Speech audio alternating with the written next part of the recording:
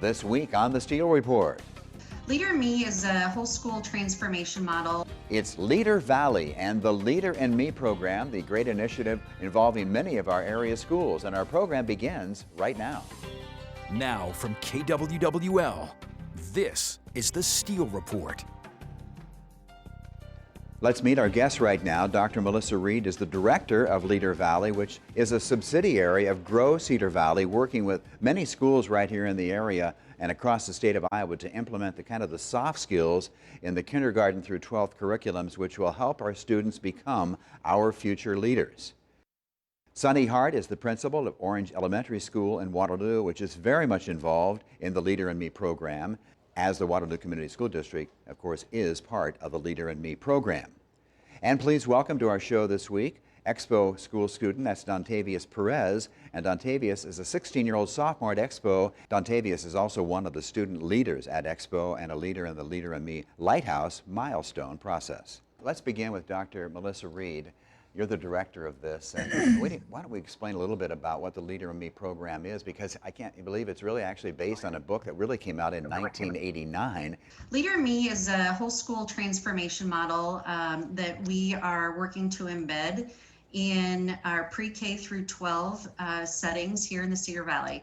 And initially, it was really grounded and based on almost entirely the 7 Habits of Highly Effective People by Dr. Stephen Covey. And that is still cornerstone to the work that we do, but Leader in Me has really evolved over the last 10 years since we've been in the process. So we're super excited with the evolution of Leader in Me and how it's meeting the needs and demands for our students and our schools in the Cedar Valley. And my role as director is I'm really fortunate to help support 23 Leader in Me schools in the area. And when I say this, in the area, the Cedar Valley, we've got 21 in our metro area, and then 2 in our outlying greater Cedar Valley area. So it's really quite a ripple that started just with a vision 10 years ago. Yeah, that's fantastic, because you also have Waverly involved. The Waverly School District, I believe, is also part of the Leader in Me in this area. Is that right? Yes, and Janesville, Janesville K-12. also? Oh, that's fantastic. Pre-K-12, yep. Okay. So, Sonny Hart, you're the principal out at Orange. By the way, my wife is a graduate of Orange Elementary School, but not the school where you are right now, but still it was Orange back then, a long time ago. So what do you like most about the Leader in Me program, and how do you think it's influencing our young students to become leaders themselves? What I like most about it is that it really helps us think about how to just be better humans all around. So whether that's us as adults or us as kids, it impacts all of us all together. The better that we are as humans, as adults, the better that we can lead out and show up for our students to help them be better humans and adults when they grow through us as they move forward in their educational career. Mm-hmm. Our goal and mission at elementary school here at Orange is just to impact them so that when they leave our campus, they are just better all around humans to enter into the next stage of their educational career and their lives. Mm-hmm. That's what's so cool about digging into those habits, because those habits are just good habits to be great people. Dontavious, I've been reading a little bit about your background. You have a remarkable resume already, so to speak. So you're involved in this program as one of the important leaders. How do you lead by example in the Leader in Me program? Tell me a little bit more about that and why you like it so much. Well, I can definitely say that a way that I lead is, first off, just being on the Lighthouse team itself. Mm-hmm. Now, I have been involved in some Leader in Me opportunities along with this, but what I like about it is how it influenced me to be better than I already am. It gives me something to look forward to and strive to that I can get stronger with in life. And that's why I'm so grateful for this opportunity like this. So give us an example of how the students participate in this program. Is it a daily basis? Is it occasionally? How does it work within the schools that are involved in the program? involvement should really be ubiquitous, right? Leadership should be embedded through the entire school system and structures and operations and traditions and routines. It should just be part of how we do business at a school. And so students will have opportunities to learn through direct lessons about the 7 habits, through leadership roles, through like the Lighthouse team that Dontavious is on, through service learning, through having opportunities to have voice in their school. So there's really a lot of different ways for leadership to be imparted to our young people. And Sonny can probably really give some very specific examples of that. Yeah, what Dr. Reed is mentioning is all the things that are most important is that it is just business as usual. So we have formal parts of our day where we really teach the habits in a formal way, but then there's all those informal parts of the day that is just your culture and the way you do business and how you view that your school is ran. And the awesome thing about Leader and Me that I have learned on a completely different level during this time of COVID is that it's it's not my building, it's not our building as the adults, it's our building as a community, which means like our kids like Dontavious are running things in our building that we as adults don't need to do.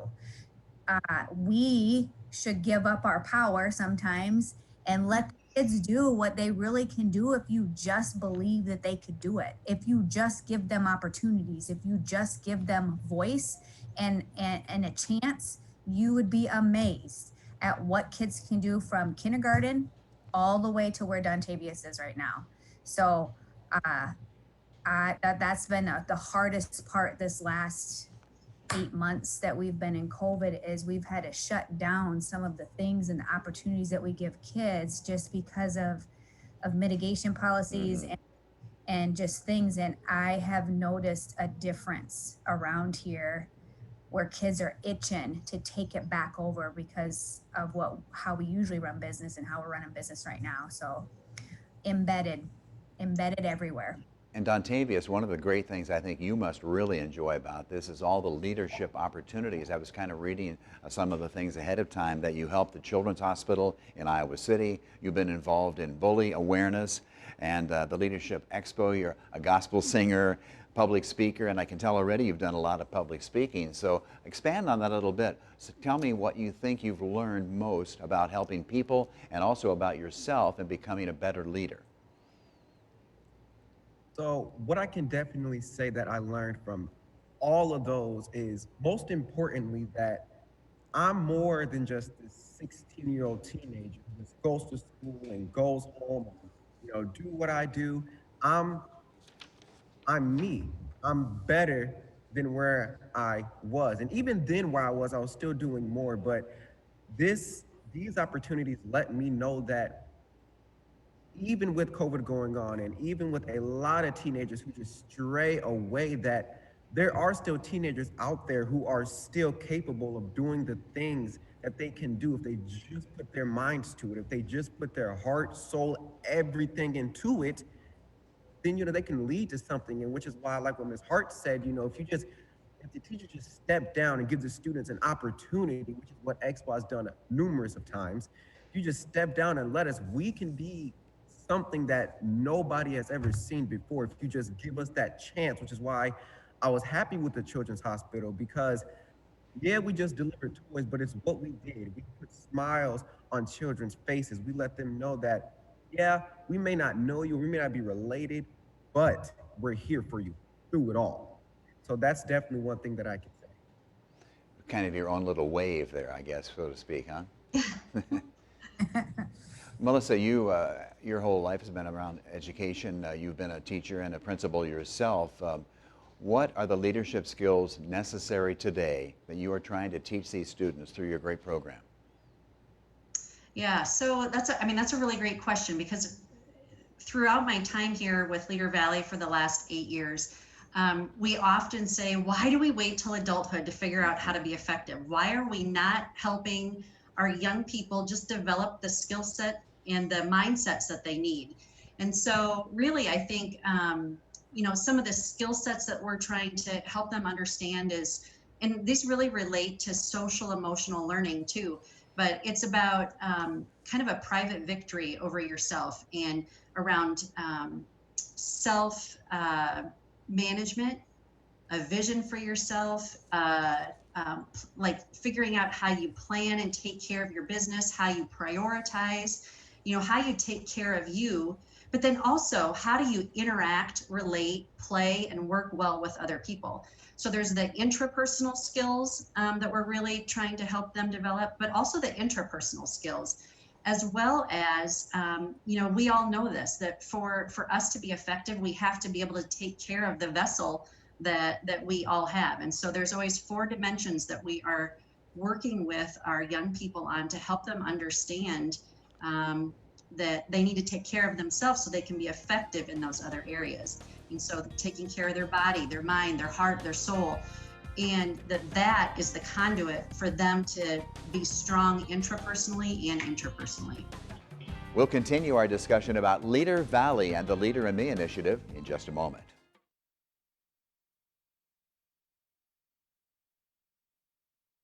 Welcome back to the Steel Report for this week. We're talking with 3 guests about a wonderful program known as the Leader in Me through Leader Valley.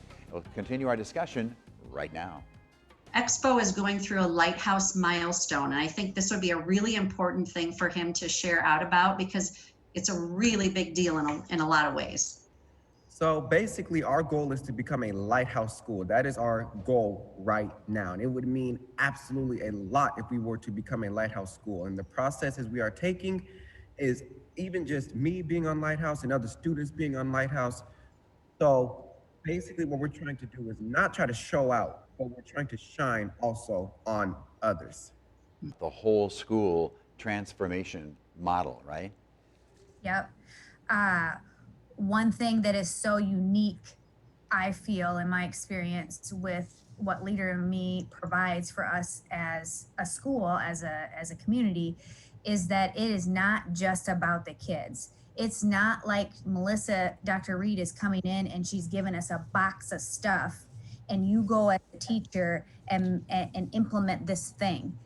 That's not what it is. When we say it's embedded and it's a part of who we are, it's because it starts with us, inside us first, and then it comes out to everybody else. So it's this total inside out method, and I have to start here if I'm gonna put it out there. So like as a teacher, as a principal, as a support staff, as a kitchen person, anybody, if I don't know how to regulate my emotions, if I don't know how to plan out my day, if I don't know how to think about the win or seek first to understand someone else, then how am I going to help them do that skill themselves as a child? And they all can do it. Like kids can do these habits. These are just good human habits. So the cool thing about Dr. Reed and everything that she does within our Cedar Valley is that it is ongoing professional development for us as teachers and educators.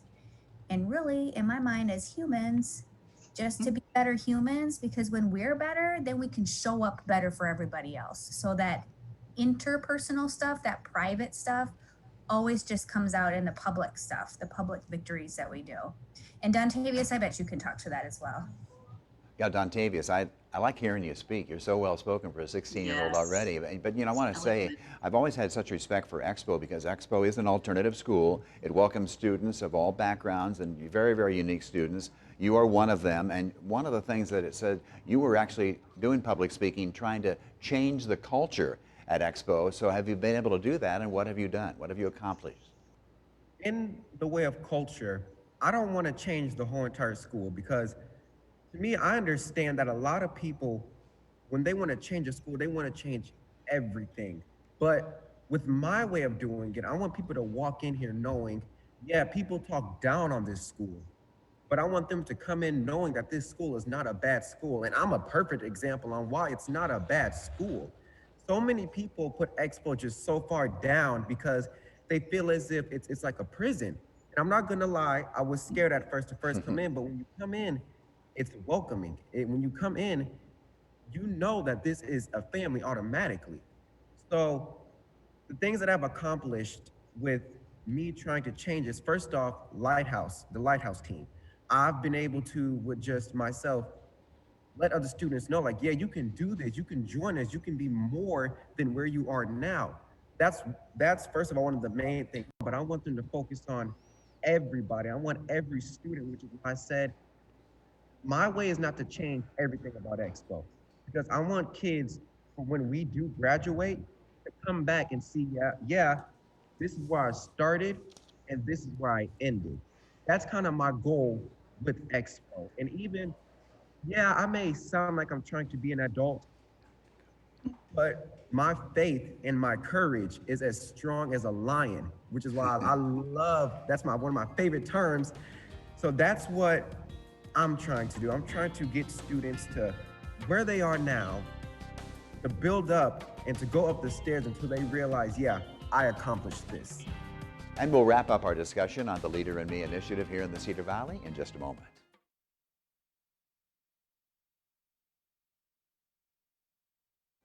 Welcome back to this week's edition of the Steel Report. We're talking about a great program known as Leader Valley and its initiative called the Leader in Me program. Principal Hart, let me ask you, what kind of changes have you seen in some of your students at Orange? Huge changes. If so, as humans, if we don't consciously make the effort to find the good in people, it's really easy to fall back and see the negative, like what Dontavious is referring to, even just with the name Expo, right? You got to search sometimes for the positive is always there. So when you shift your mind and you have this and you shift the paradigm, the lenses that you're looking through at kids, at systems, at schools, at adults, whatever you're looking at, you can see the strength and then you can pull it out and let them lead. So we've seen kids completely do a 180 and then when they walk out of here, they say, well, that was my favorite school because they let me be the leader of this. They let me go on the announcements and I was an announcement leader and I got to tell the story here. It's just the way you look at kids and you look at the world and you can find the positive things because somebody did that for Dontavious. Principal Hart, you mentioned a great word there, assumption. We make a lot of assumptions about people. Dr. Reed, in many cases, that assumption is so false. All those young people need is an opportunity and a vision to take them somewhere. What is happening is this shift in our paradigms and around the stories that we are telling and the stories that we're willing to hear. And frankly, I think when the adults or the educators in the building can start to kind of really check their thinking and start to see students from a lens of strength versus deficit, that is an ultimate game changer. And I think that this work, what it really does is, besides giving them tangible skills and mindsets, it's also giving them the capacity for resilience and hope. Like this is hopeful work. This is work that is really helping them see something bigger for themselves than they might not otherwise see. Dr. Reed, I want to point out and congratulate you. You were one of 10 women that were honored with the Iowa Women's Foundation Ovation Award, I believe, just in the last few weeks or months. So that's a very, very nice honor in your favor. So what did you learn from the Leader in Me program yourself? What are you learning as the director? Well, so I feel like the gift that I have in this role is that I get to constantly refresh and constantly learn. This content, as Mrs. Hart was talking about, is life-changing and skill building, and it impacts my humanness. So every time I'm out facilitating the 7 habits, anytime I'm teaching a leadership course, anytime I'm coaching with a student or a small team or a principal, like I'm becoming the better version of myself because of this constant drip feed of an exposure to all of this great content and learning. And so I feel really blessed. Like that is a wonderful perk of this role. So do you need more people to get involved? Do you need sponsors? So Dr. Reed, let's say, as you move forward, how do you view the Leader in Me initiative here in the Cedar Valley? Yeah. Well, so right now, as I mentioned earlier, we have 23 schools, but our goal is all 34 of our metro schools, which will help us reach 17,000 students. So think about like the potential impact of that. If we're reaching 17,000 students every year with leadership development, talents and gifts, like developing their talents and gifts, giving them authentic leadership opportunities, like that's a game changer for those students in the schools, but it's also a game changer for our community. And this work could not be done without the support of our community. And we're very thankful for the hundreds of people who invest and donate and believe in the merit of this important work. So yes, in a normal year, we'd say we need volunteers, we need people to come to leadership events. That is not this year, but a way that you can support is definitely if you feel so inclined to support financially, because it is an investment in our future talent pool and our future leaders.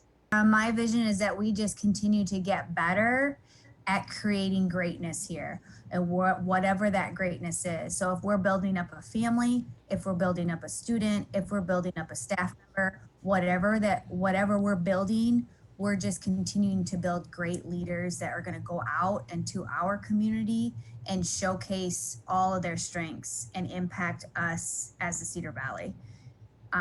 Like I said before at the beginning, like our mission is just to, as kids and families cross our paths and our campus lines, when they're here with us at Orange, we just want to impact them in a way that when they walk away from us into their next chapter of life, that they're just better all around at who they are as a person, and maybe having a different thought about like what I am really capable, like Dontavious, like, oh, all of these strengths were inside of me the whole time. Now I get to release them into this world of ours and impact others.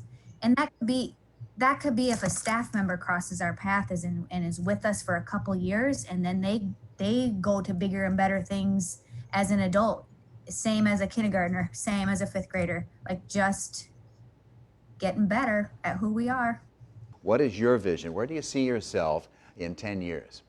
First off, where I see myself in 10 years is I definitely see myself doing something with some kind of change. I see myself with that. I see myself, and it may not even be big, but I see myself doing something with some sort of change. And I can't pull it out of me right now, but I do feel it, because a perfect example is here at Expo.